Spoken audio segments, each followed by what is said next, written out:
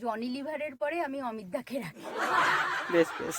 অমিতদা এত হাসি খুশি মানুষ এবং মানে অপর মানুষকে এত হাসায়। সত্যি অমিতদা একটা খুব ভালো মানুষ। মানে যতই মন খারাপ হোক না কেন, বা হয়তো কোনো কারণে মন খারাপ হতেই পারে, কিন্তু অমিতদা এসে এমন একটা কথা বলবে সেটা আমি হাসতে বাধ্য। এবং অমিতাকে আমি কোনোদিনই দুঃখ পেতে দেখিনি। আমি একদিন অমিতাকে জিজ্ঞেস করেছিলাম, আচ্ছা অমিতা, তোমার মনে কি কোনো দুঃখ বলে কিছু নেই? অমিতা হচ্ছে না, আমি তো পাথর, আমার মনে কোনো দুঃখ নেই। আমি বলছি যে একটা মানুষ সবসময় এত হাসতে পারে এবং অপর মানুষকে এত হাসাতে পারে। অমিতা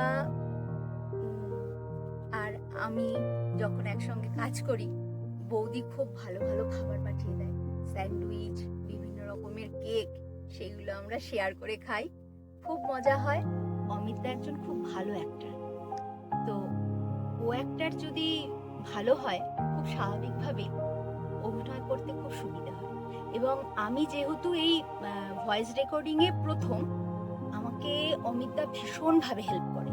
মানে যেখানে যা ভুল হয়, হয়তো সেই সিচুয়েশনে আমি সেই মানে অনুভূতিটা আনতে পারছি না, অমিতদা আমাকে বলে, সোমাদি এখানটায় এরকম হবে, সোমাদি ওখানটায় ওরকম হবে।